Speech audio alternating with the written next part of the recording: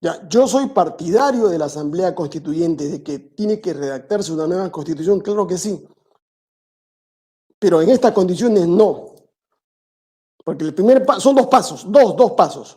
El primer paso que tenemos que dar nosotros es restaurar la Carta Política del año 93. Y esa es la única salida política que tiene Castillo para evitar ser acusado y destituido del cargo. No entiende, no se da cuenta que es su única tabla de salvación. ¿Por qué es necesaria la Asamblea Constituyente? Porque tenemos que recuperar la juridicidad, el Estado de Derecho en nuestro país, porque estamos en un pseudo Estado de Derecho.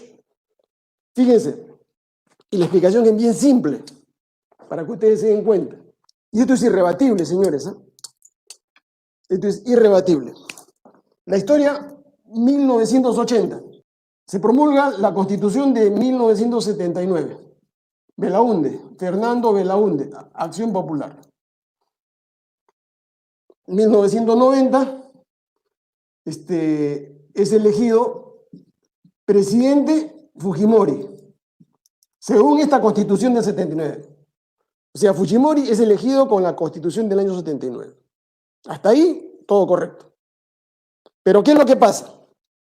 Los grupos de poder económico, y eso lo ha confesado el día de hoy Hernando de Soto, se pusieron de acuerdo, o sea, un grupito de 10 grandes empresarios para dejar sin efecto esta constitución, para pretender, porque no la dejó, para pretender dejar sin efecto esta constitución, y dieron un golpe el 5 de abril de 1992.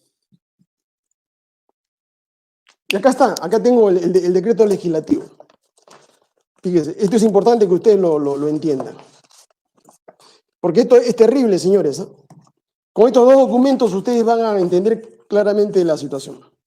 El gobierno, el 5 de abril del 1992, rompe todo el Estado de Derecho, destruye la juridicidad en el Perú, y Fujimori se convierte en un dictador y dicta el decreto de ley 25418 y crea lo que se llama Gobierno de Reconstrucción Nacional.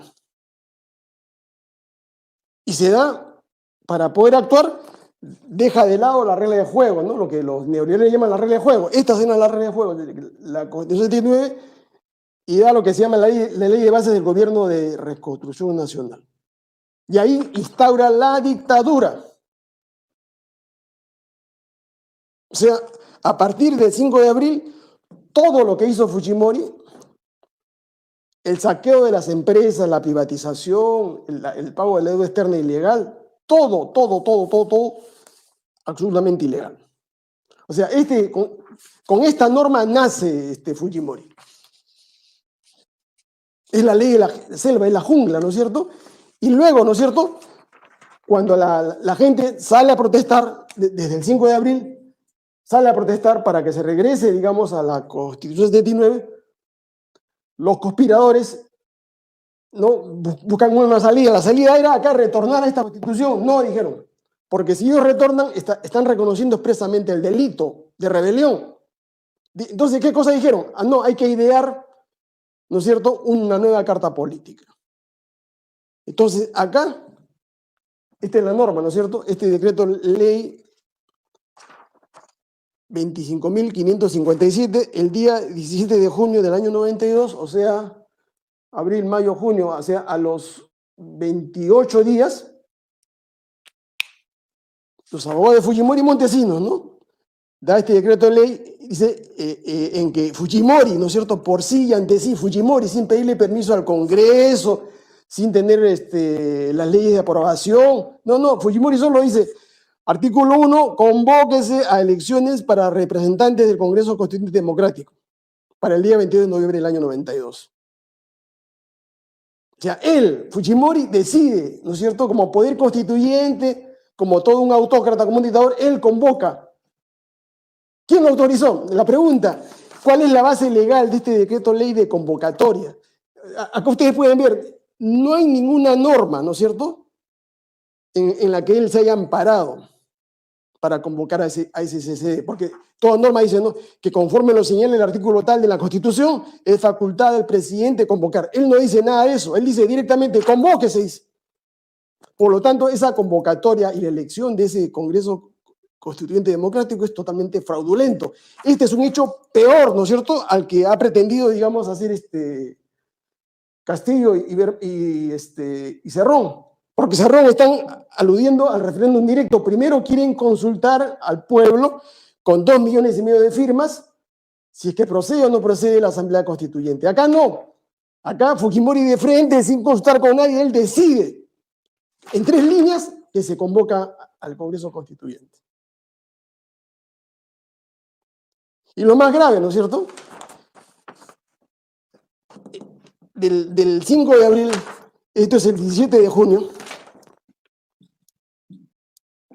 el día 30 de octubre del año 92 o 93, perdón, él convoca, digamos, a un referéndum ratificatorio.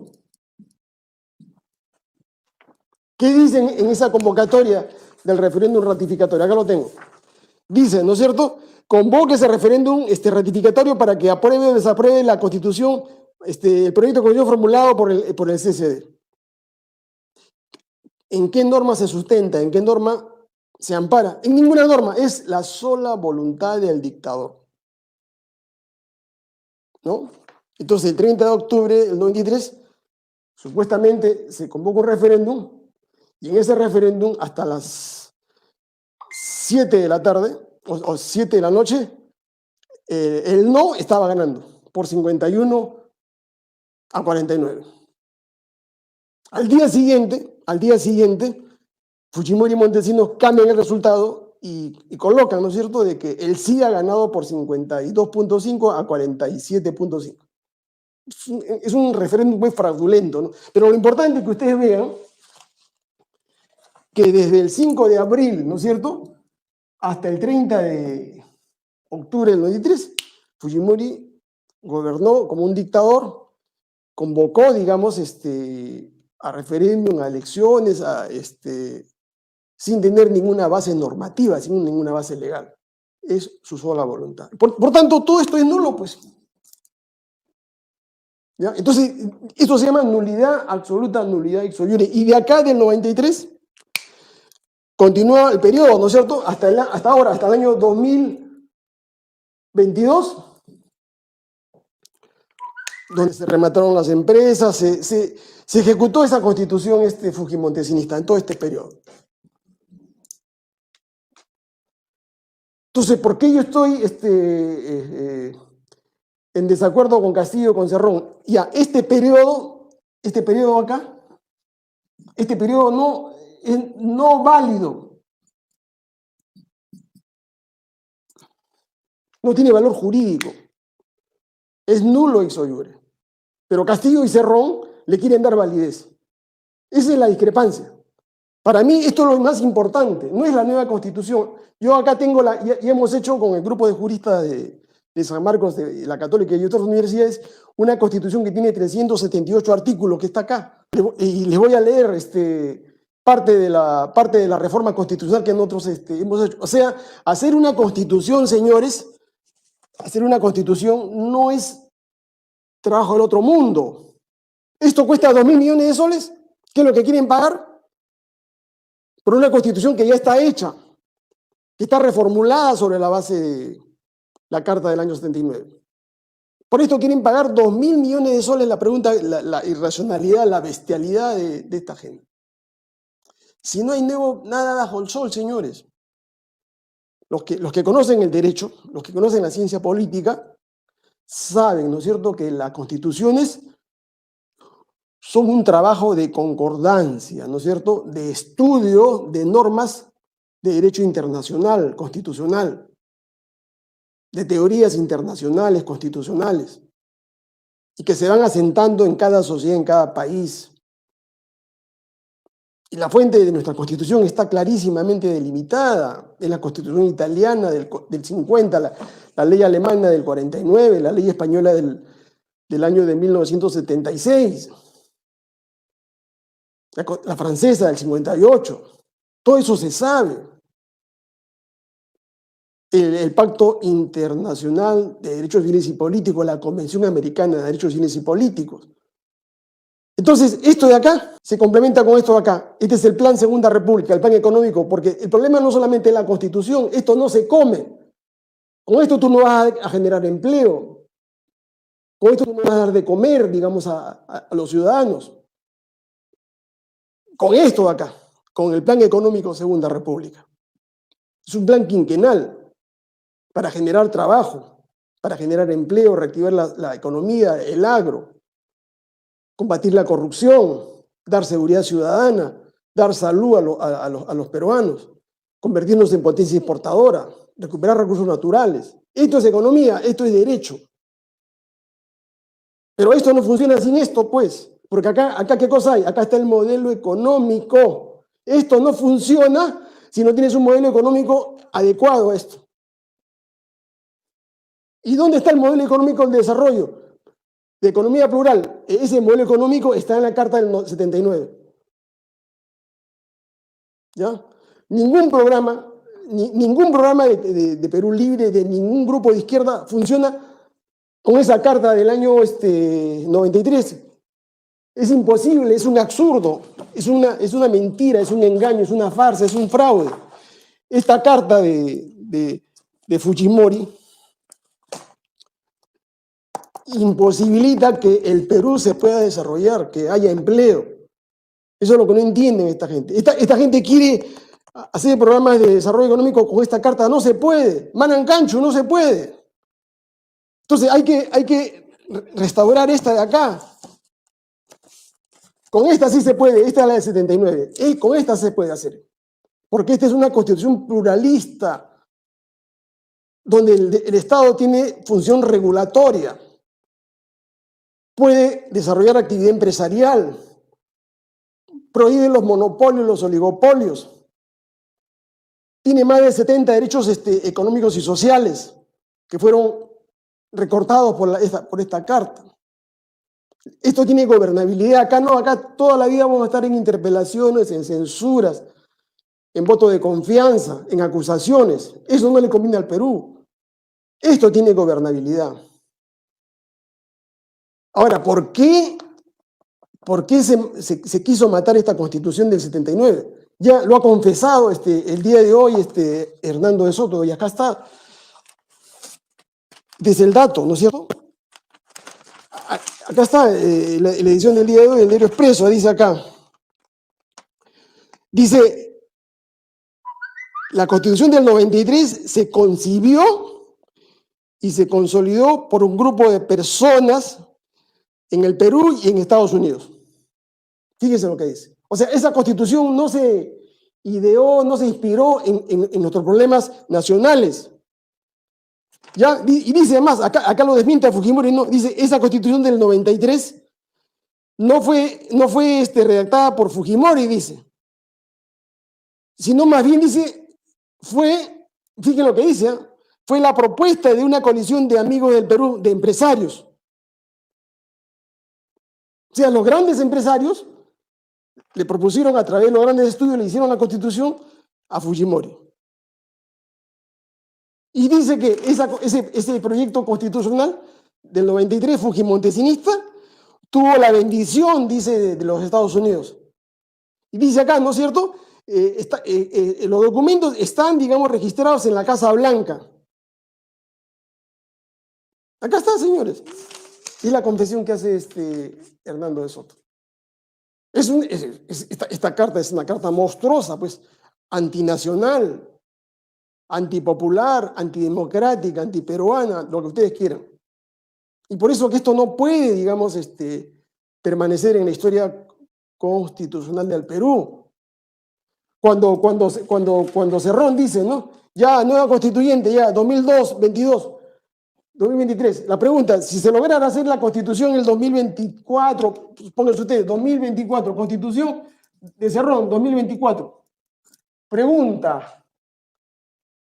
Pregunta, esa constitución la nueva constitución, el poder constituyente, la asamblea constituyente castillista, serronista, puede anular todos los contratos de ley que se celebraron en estos 30 años?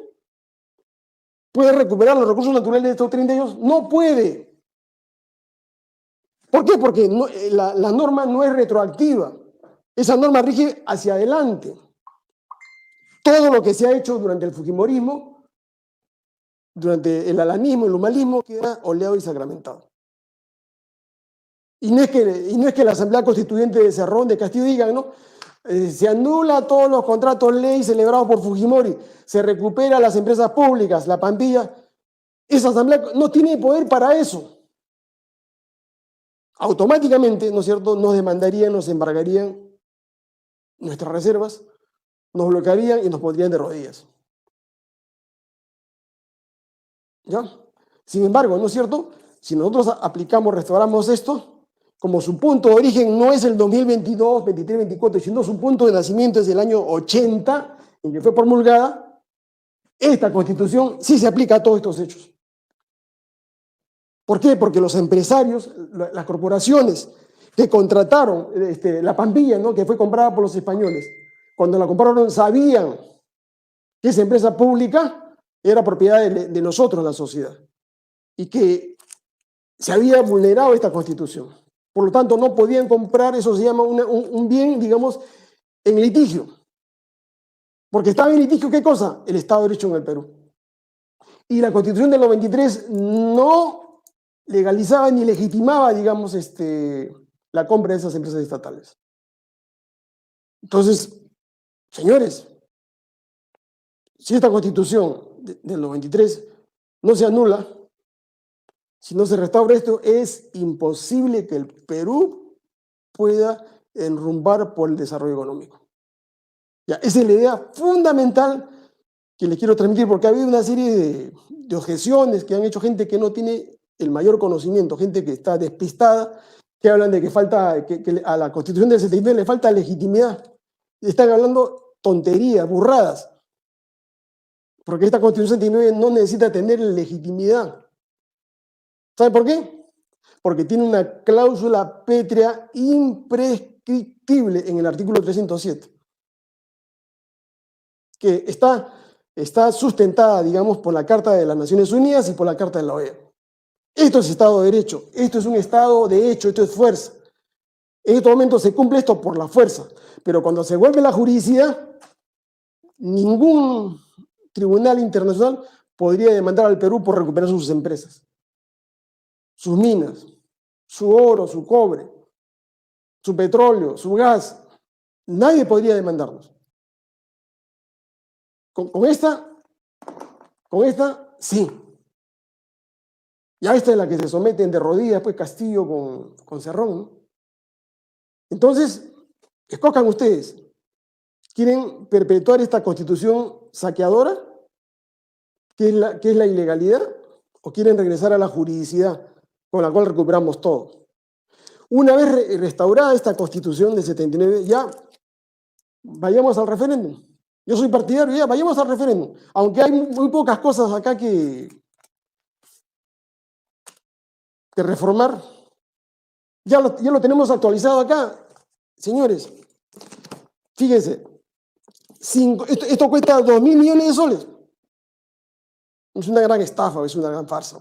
Se lo hemos hecho gratis. Esto lo vamos a publicar nosotros como un libro. Y se lo vamos a publicar también en mi Facebook por partes. No sé, anteproyecto de Constitución Política del Perú, elaborado por la Comisión de Juristas presidida por el doctor Ramón Ramírez Erazo. Ya, ese es el trabajo nuestro, ese es el aporte al Perú.